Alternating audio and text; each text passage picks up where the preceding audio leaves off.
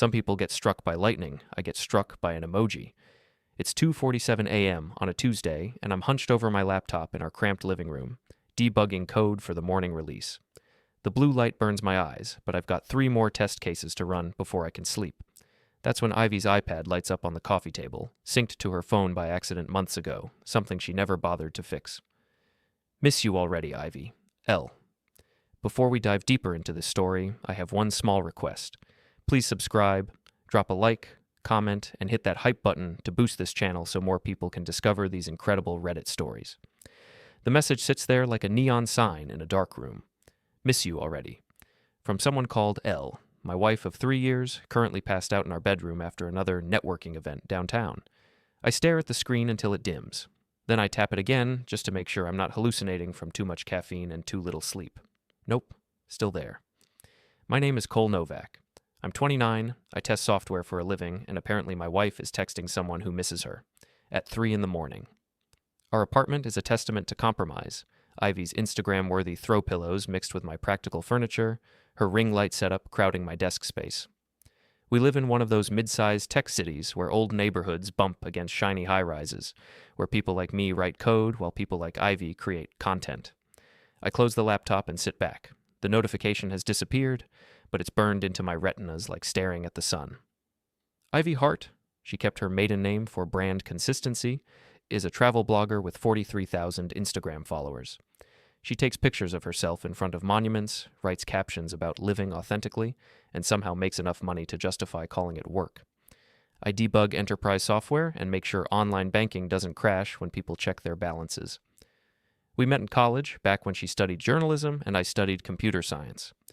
Back when she thought my steady, logical approach to life was grounding instead of suffocating. The bedroom door creaks. Ivy appears in the hallway, wearing one of my old t-shirts, her blonde hair messy from sleep. "Why are you still up?" she asks, padding to the kitchen for water. "Work stuff," I say, watching her face in the dim light. "How was the event?" "Fine. Boring, mostly. Just industry people talking about engagement rates." She doesn't look at me when she says it. "Anyone interesting there?" Now she pauses, glass halfway to her lips. "What do you mean?" "Just wondering if you made any good connections."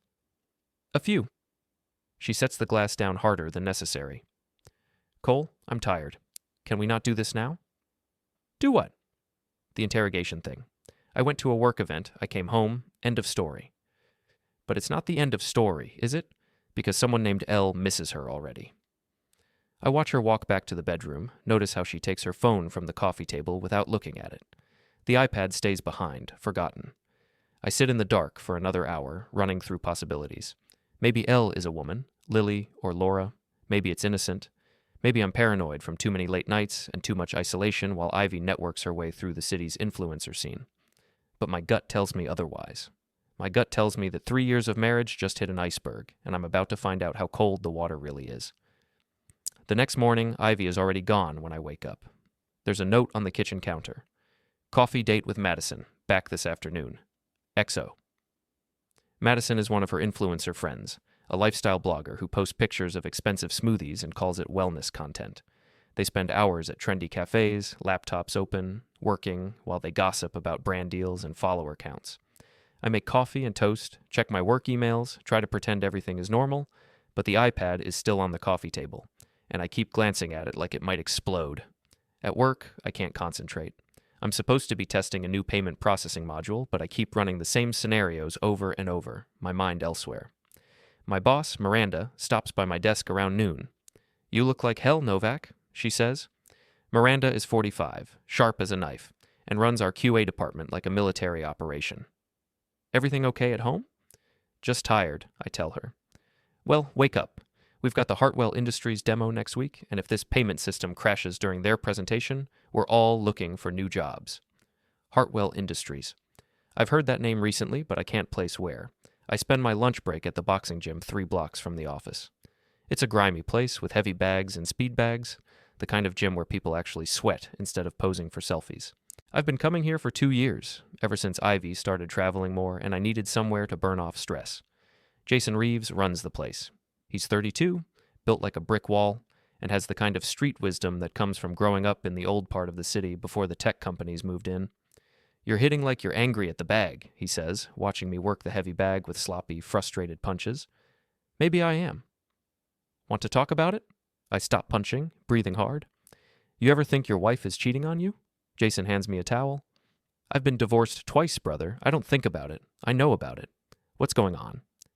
I tell him about the text message, about Ivy's late nights and networking events, about the growing distance between us. Jason listens without judgment, occasionally nodding. "So, what are you going to do?" he asks when I finish. "I don't know. Maybe I'm wrong. Maybe I'm being paranoid. Maybe. Or maybe your gut is telling you something your brain doesn't want to hear." He adjusts the heavy bag. "Either way, you need to find out for sure. Living in limbo will eat you alive." I get home that evening to find Ivy in the kitchen, cooking dinner. This is unusual. She usually survives on delivery and whatever free food she gets at events. She's made pasta with marinara sauce, nothing fancy, but the gesture feels significant. "How was work?" she asks, not looking up from the stove. "Fine. How was your coffee date?" "Good. Madison's launching a new collaboration with that skincare brand I told you about." She hasn't told me about any skincare brand, but I don't correct her. We eat dinner in relative silence, making small talk about work and weekend plans. Ivy seems distracted, checking her phone every few minutes. Each buzz makes her tense up slightly. "Expecting an important call?" I ask. "Just work stuff. You know how it is." But I don't know how it is. Her work consists of taking pictures and writing captions. What could be so urgent? After dinner, I volunteer to do the dishes while Ivy showers. It's a calculated move. She always brings her phone into the bathroom, but she'll leave the iPad behind. The moment I hear the water running, I grab the tablet. Her messages are a gold mine of information I wish I'd never found. L isn't Laura or Lily, it's Luca. Luca Moretti, based on the contact info. And their conversation history makes my stomach turn. "Can't stop thinking about Croatia," from 2 weeks ago. "When can I see you again?" From last Tuesday. "Cole's working late again. Want to grab drinks?" From yesterday. Croatia. Her brand trip to Croatia last month, sponsored by some travel company. Except now I'm seeing photos she never posted. Intimate shots of her and a dark-haired man on a yacht. His hands around her waist.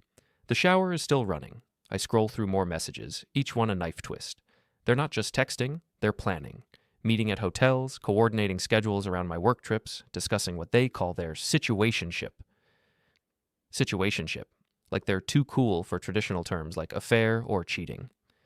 I hear the water shut off and quickly close the messages, but not before I see the most recent exchange from this afternoon. Luca. "Need to see you tonight. The Meridian, room 412. Ivy. "Can't. Cole's home? Tomorrow?" Luca. "I'm flying to Seattle tomorrow. Tonight or we wait until next week?" Ivy. "I'll figure something out." The bathroom door opens. I'm back at the sink, scrubbing a plate with unnecessary intensity. "I need to run out for a bit," Ivy says, emerging in a cloud of expensive perfume. She's wearing the black dress I bought her for our anniversary, the one she claimed was too fancy for casual occasions. "Where are you going?" "Madison's having a crisis. Sponsor drama. I need to go talk her down." She's lying to my face with the same ease she uses to caption Instagram photos. Authentic living, indeed. "How long will you be gone?" "A few hours, maybe. Don't wait up." She kisses my cheek, a brief, perfunctory gesture, and grabs her keys. I listen to her heels clicking down the hallway, hear the elevator ding, watch from our window as she gets into her car and drives toward downtown, toward the Meridian Hotel. I sit on our couch, surrounded by the life we've built together, and feel it crumbling around me like a house of cards in an earthquake. 3 years of marriage, 6 years together total, reduced to a situationship, with some guy named Luca who takes her on yachts in Croatia. My phone buzzes. A text from Jason. "Want to hit the heavy bag tomorrow? You looked like you needed to punch something." If only he knew, Ivy comes home at 2:30 a.m., trying to be quiet, but failing. I hear her fumble with the keys, bump into the hallway table, curse under her breath. I'm lying in bed, staring at the ceiling, wide awake. She slips into the bathroom, and I hear water running, the sound of her washing off another man's touch. When she finally slides into bed, she stays on her side, as far from me as possible. "How's Madison?" I ask quietly. Ivy stiffens. "Better. We talked through her sponsor issues." "That's good. Must have been serious to keep you out so late." "Yeah, she was really upset." More lies. Each one makes it easier for what I'm planning to do. The next morning is Saturday. Ivy sleeps until noon while I sit at my laptop researching. Luca Moretti isn't hard to find. He's all over social media, flaunting his wealth like a peacock showing its feathers. International startup investor based in Seattle but travels constantly. 43 years old, divorced, owns a loft downtown that probably costs more than I make in 3 years. His Instagram is a parade of expensive cars, first-class flights, and beautiful women. I scroll back to last month and find photos from Croatia. The same yacht, the same locations, but Ivy has been carefully cropped out or positioned just outside the frame. Professional discretion, I guess. Can't let the wives and girlfriends see the evidence. I dig deeper, using skills I've developed in my day job. Public records, business filings, social media cross-references. Luca Moretti is exactly what he appears to be, a rich playboy who collects experiences and people like trophies. What I find most interesting is his business connection to Hartwell Industries, the company Miranda mentioned. He's listed as a consulting partner on their recent acquisition deals. Small world. Ivy emerges from the bedroom around 12:30, wearing yoga pants and one of my hoodies. Her hair is messy, her face puffy from sleep and guilt. Morning, she mumbles, heading straight for the coffee maker. Afternoon, I correct her. She doesn't laugh. We used to have a running joke about her weekend sleep schedule, but humor requires a foundation of trust, and ours has developed some serious cracks. I'm thinking we should talk, I say. She freezes, coffee mug halfway to her lips. About what? About us. About where we're going. Cole, I haven't even had coffee yet. Can we do this later? When? You're always busy with work events, coffee dates, sponsor crises that keep you out until 3 a.m. Now she turns to face me, and I see something in her eyes I've never seen before. Not guilt, but annoyance that she's being questioned. What's that supposed to mean? It means I feel like I'm living with a roommate instead of a wife. That's not fair. Isn't it? When's the last time we had dinner together without you checking your phone? When's the last time we talked about something other than your follower count or brand deals? She sets her mug down hard enough to slosh coffee onto the counter. You know what my work requires. I'm building something here, Cole. I'm sorry if that doesn't fit into your 9-to-5 schedule. Building what? A relationship with Luca Moretti? The words hang in the air like a grenade with the pin pulled.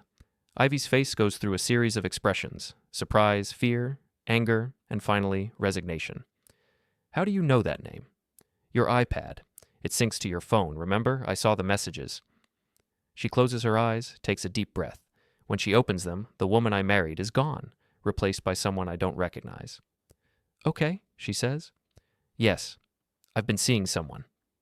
The confirmation hits harder than I expected, even though I knew it was coming. For how long? It started in Croatia. But Cole, it's not what you think. What do I think? It's not serious. We're in a situationship. It's casual, it's fun, it's cheating. No, it's not. Her voice rises. It's not cheating because I'm not hiding it anymore. I'm telling you right now. I met someone, we have a connection, and I want to explore it. I stare at her, this woman who just redefined adultery as personal growth. You want to explore it? Yes. Cole, we've been together since college.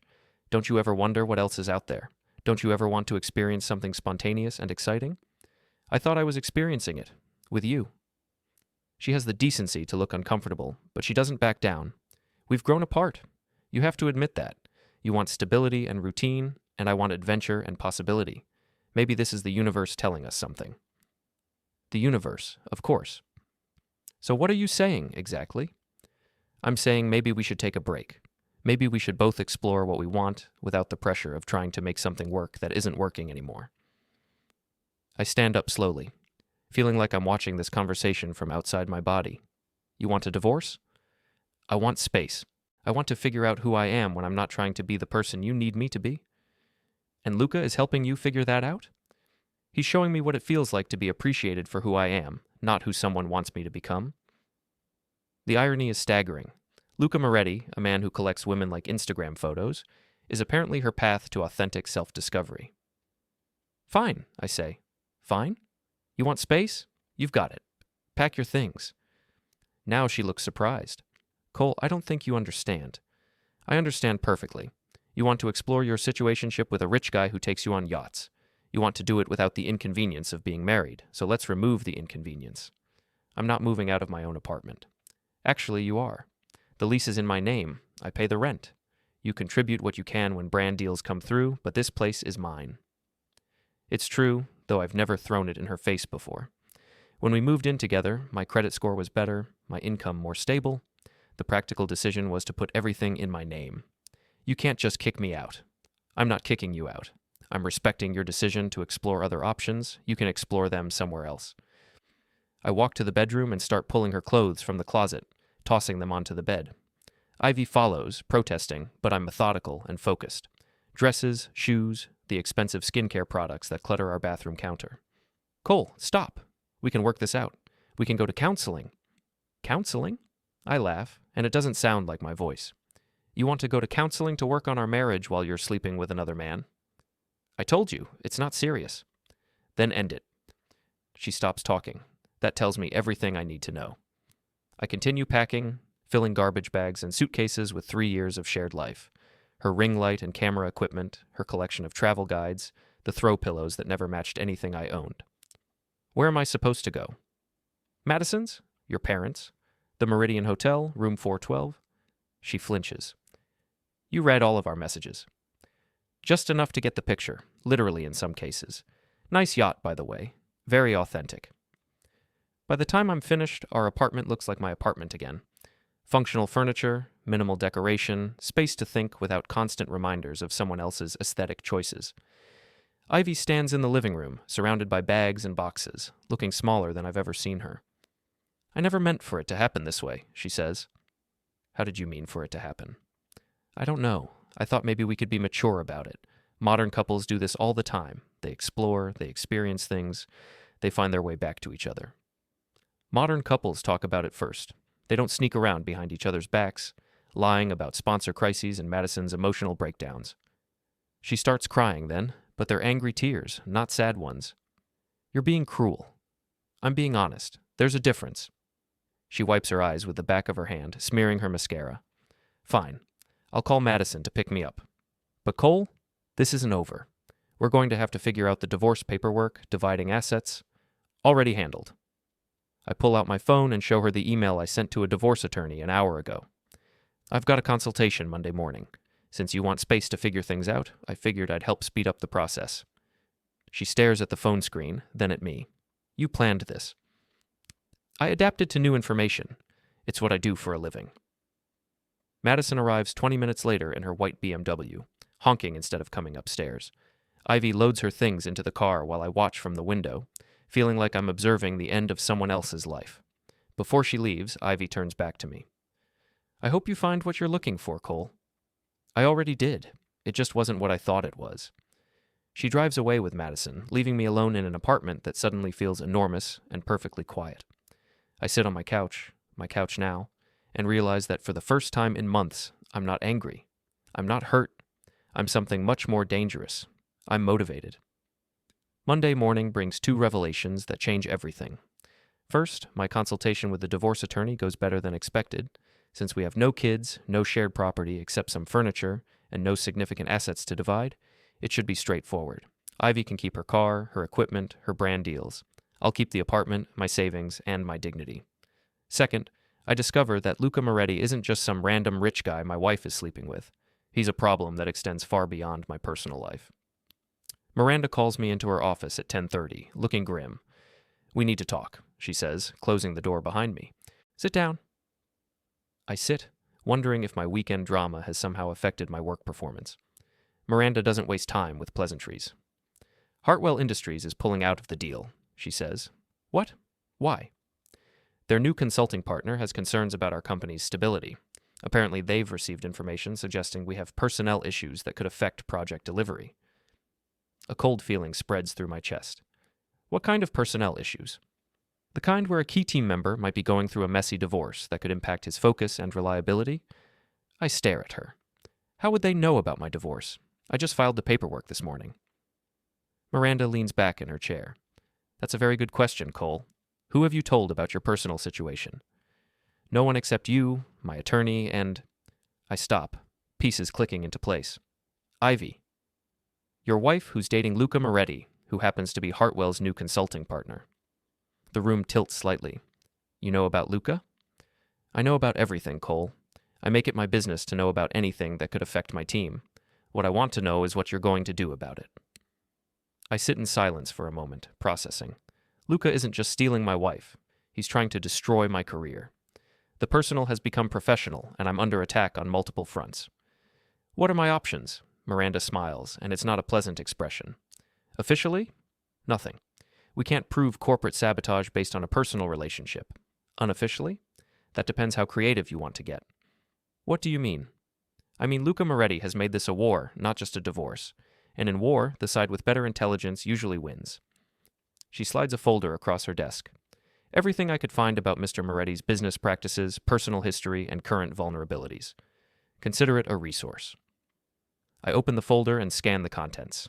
Financial records, business partnerships, a pattern of failed relationships, and something interesting, a wife in Seattle who apparently doesn't know about his extracurricular activities. Miranda, I can't ask you to. You're not asking. I'm offering. Hartwell was going to be a huge contract for us, and Moretti just cost me $250,000 in revenue because he wants to play games with your marriage.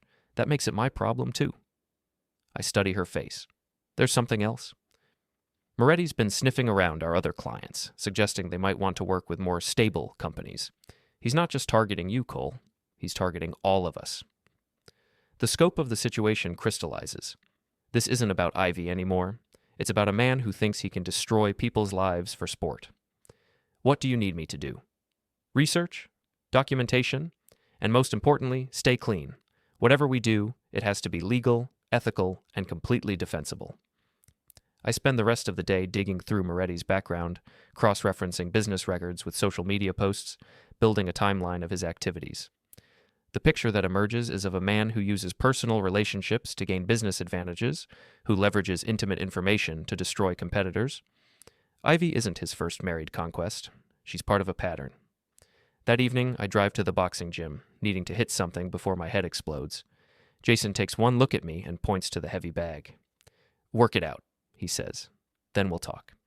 I spend 30 minutes punching leather, working through anger and frustration until my hands ache and my shirt is soaked with sweat. When I finally stop, Jason hands me a towel and a bottle of water. Feel better? Getting there. Good. Now tell me what's really going on. I explain the situation. The divorce, Moretti's business interference, the web of connections I'm just beginning to understand. Jason listens without interruption, occasionally nodding. "So this guy is trying to destroy your marriage and your career simultaneously?" he says when I finish. "That's about the size of it. And you're planning to fight back." "I'm planning to defend myself." Jason grins. "Brother, there's a difference between defense and offense. Sounds like you need to learn both." "What do you mean?" "I mean, this Moretti character thinks he's playing chess while you're playing checkers. Time to show him you know how to play chess too." Over the next hour, Jason helps me think through strategy. He's got a background in military intelligence, something I didn't know, and his approach is methodical and ruthless. "First rule," he says, "know your enemy better than he knows himself. Second rule, attack his weaknesses, not his strengths. Third rule, always have an exit strategy." "What are his weaknesses?" "From what you've told me? Arrogance, pattern behavior, and a wife who doesn't know what he's up to." I think about the folder Miranda gave me, about the patterns I'm seeing in Moretti's business and personal relationships. "There's something else," I tell Jason. "Ivy's not the only one. He's got a history of targeting married women, using the relationships to gain business intelligence, then discarding them when they're no longer useful. So, he's a predator? A very successful predator." Jason's expression darkens. "Those are the most dangerous kind. They think they're untouchable because they've never faced real consequences. So what do I do? You document everything, you build a case, and when the time is right, you make sure he faces consequences. We spend another hour planning, strategizing, thinking through scenarios. By the time I leave the gym, I have a clear sense of direction for the first time since this whole thing started. I'm not just getting divorced, I'm going to war. The next morning brings a text from Ivy. "We need to talk about the apartment. I left some things behind." I respond, "Make a list. I'll box them up. I'd rather get them myself. Tonight around 7? I consider this. Part of me wants to see her again, to understand how she justifies what she's doing. Another part knows it's a bad idea. Fine, but make it quick. That evening, Ivy shows up at 7:15 looking like she's dressed for a date, which she probably is. "Thanks for letting me come by," she says, not quite meeting my eyes. "Your stuff is in boxes by the door." She glances at the boxes, then looks around the apartment. It looks different already. "It looks like mine." She nods, accepting this. Cole, I want you to know, don't. Don't what? Don't explain. Don't justify. Don't tell me this is for the best. Just take your things and go. She's quiet for a moment, then, Luca says you're causing problems at his work. This stops me cold. Excuse me? He says you've been trying to sabotage his business deals, spreading rumors about him to clients. I turn to face her fully. Ivy, Luca Moretti is the one causing problems. He's the one who eliminated the Hartwell deal specifically to hurt me professionally. That's not true. He told me. He told you what he needed you to believe, just like he's told every other married woman he's manipulated over the past 5 years. She flinches. What's that supposed to mean? I walk to my laptop and pull up the research I've compiled. Photos, timelines, business records showing a pattern of behavior stretching back years. It means you're not special, Ivy. You're not the love of his life or his path to authentic living.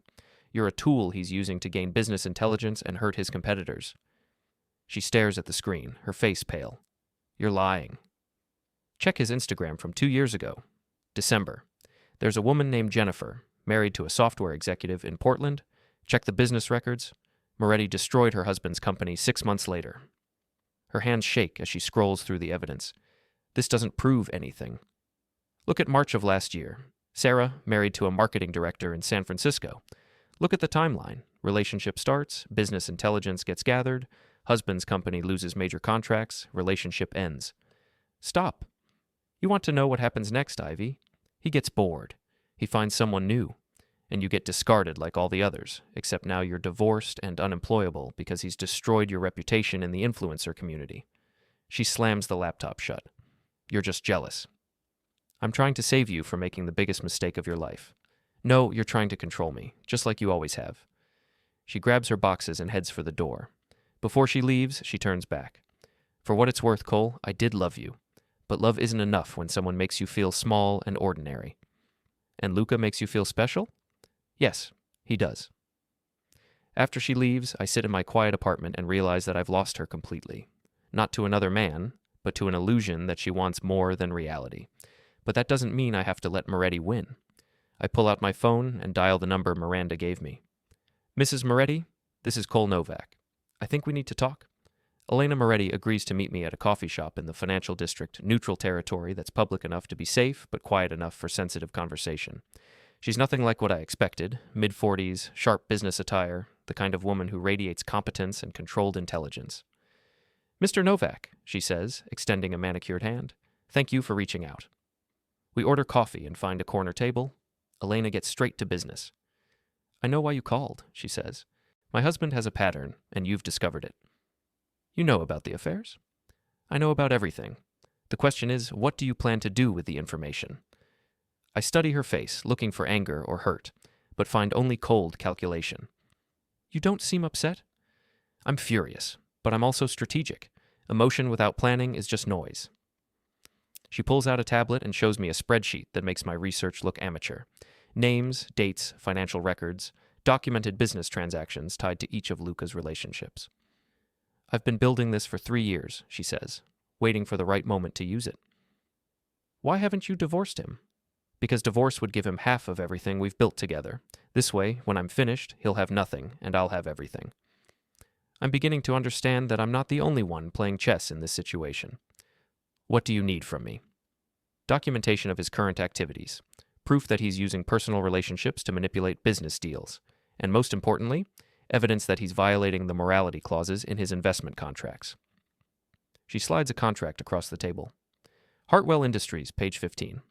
Any consultant found to be engaging in behavior that could compromise client confidentiality or create conflicts of interest can be terminated immediately, with full financial penalties. I scan the relevant section. Sleeping with the wife of a potential client's employee would definitely qualify, especially if that consultant used information gained through the relationship to sabotage business deals. We spend the next hour coordinating strategy. Elena has resources I don't. Private investigators, financial analysts, legal connections. I have access to the current situation and real-time intelligence about Luca's activities with Ivy. There's something else, Elena says as we prepare to leave. Your wife isn't just a victim in this. She's actively feeding Luca information about your work, your company's clients, your personal vulnerabilities. What kind of information? Client names, project timelines, internal politics. She's been photographing documents when she visits your apartment. The betrayal hits deeper than I expected. How do you know? Because my investigators have been watching both of them. I have photos. She shows me surveillance pictures of Ivy in our apartment, taking pictures of papers on my desk with her phone. The dates go back weeks, long before our confrontation. She's been planning this, I realize. They both have. The question is, are you ready to plan back? That evening, I call Jason and ask him to meet me at the gym after hours. When I explain what I've learned, his expression grows dark. So your wife has been spying on you for weeks, and this Moretti character has been using the intelligence to destroy your career. That's about the size of it. And now his actual wife wants to team up with you to destroy him. She wants justice. I want my life back. Jason considers this. What's your next move? I'm going to give Ivy exactly what she thinks she wants. Which is? Access to information that will make Luca very interested in maintaining their relationship. I explain my plan. Jason listens, occasionally nodding, sometimes grinning. That's diabolical, he says when I finish. That's chess. The next morning, I implement phase 1. I create a fake project file on my laptop, something that looks like confidential client information but is actually completely fabricated. A fictional merger between two real companies, with financial projections and timeline details that would be incredibly valuable to the right investor. Then I leave the laptop open on my kitchen table and text Ivy. Found more of your things. Can you pick them up tonight? She responds within minutes. Yes, 7:30? Fine. That evening, I make sure to be in the shower when Ivy arrives, using the spare key she doesn't know she kept. I've set up my phone to record from the bedroom with a clear view of the kitchen table. When I emerge from the bathroom, Ivy is sitting on the couch, looking casual. Thanks for letting me grab those last few things, she says. No problem. Find everything you needed? Yes, I think so. But I can see from her body language that she's nervous, excited. She's found what she was looking for. After she leaves, I check the recording. Perfect footage of her photographing the fake documents with her phone. Phase 2 begins the next morning. I call Elena Moretti. It's done, I tell her. She took the bait. Excellent. Now we wait for Luca to act on the false information. How long? Based on his pattern, he'll try to leverage it within 48 hours. Elena is right. Thursday morning, Miranda calls me into her office with an expression I've never seen before. Part anger, part admiration. Cole, I just got the strangest call from Peterson Industries. Peterson Industries is one of our biggest clients, a manufacturing company that's been with us for 5 years. What kind of call? Apparently, Luca Moretti approached them yesterday with insider information about a merger that could affect their market position. He offered to help them position themselves advantageously for a substantial consulting fee. I try to look surprised. What merger?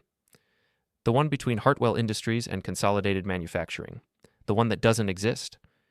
Miranda leans back in her chair, studying my face. Cole, please tell me you didn't just trick Luca Moretti into committing corporate espionage with fake information. I can't tell you that? She's quiet for a long moment. Then she starts laughing.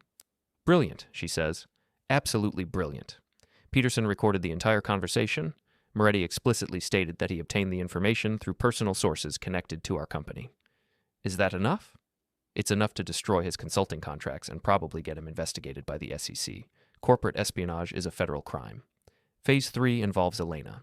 She contacts Hartwell Industries directly, providing them with recordings of Luca's conversation with Peterson, along with documentation of his pattern of using personal relationships to gain business intelligence. The response is swift and devastating. By Friday afternoon, Luca Moretti has been terminated from all consulting contracts, banned from working with any Hartwell subsidiary, and is facing a federal investigation for corporate espionage. But I'm not finished. Saturday evening, I get a call from Ivy. She's crying. Cole, I need help. What's wrong? Luca's been arrested. The FBI showed up at his apartment this morning. They're saying he's been stealing business secrets. That's terrible, I say, managing to sound sympathetic. I don't understand what happened. Everything was fine, and then suddenly his whole life is falling apart. Maybe his past caught up with him. What do you mean? Ivy, did you ever wonder how many other women he was seeing? How many other marriages he was involved in destroying? Silence on the other end. I tried to warn you, I continue, but you thought I was just being jealous. Cole, I think I made a mistake. Which mistake? Cheating on me, spying on my work, or trusting a man who collects women like trophies? All of it. I think I made a mistake with all of it. Yes, I say quietly. You did. Is there any chance we could try again? Could we go to counseling, work things out? I look around my apartment, clean and quiet and completely mine. I think about the past month, about discovering who I really am when I'm not trying to accommodate someone else's vision of authentic living. No, Ivy, there isn't. Please, Cole, I love you. I know I screwed up, but you love the idea of having somewhere safe to land now that your adventure has exploded. That's not the same thing. She cries harder. What am I supposed to do? You're supposed to figure out who you are when you're not defining yourself in relation to a man. You wanted space to explore your authentic self? Now you've got it. After I hang up, I pour myself a drink and sit on my couch, processing everything that's happened. In the span of a month, I've gone from betrayed husband to strategic mastermind, from victim to victor. My phone buzzes with a text from Luca Moretti. Luca's assets are frozen pending investigation. I'm filing for divorce Monday. Thank you for your help. I respond, thank you for yours. Another text, this one from Jason. Heard about Moretti's arrest on the news. Well played, brother. And finally, one from Miranda. Peterson Industries wants to double their contract with us. Apparently they're impressed with our creative problem-solving capabilities. Drinks Monday to celebrate? I smile and respond to all three messages, then lean back and close my eyes. Sometimes the good guys do win, sometimes the chess game ends with the right pieces taken off the board, and sometimes revenge is just justice with better timing.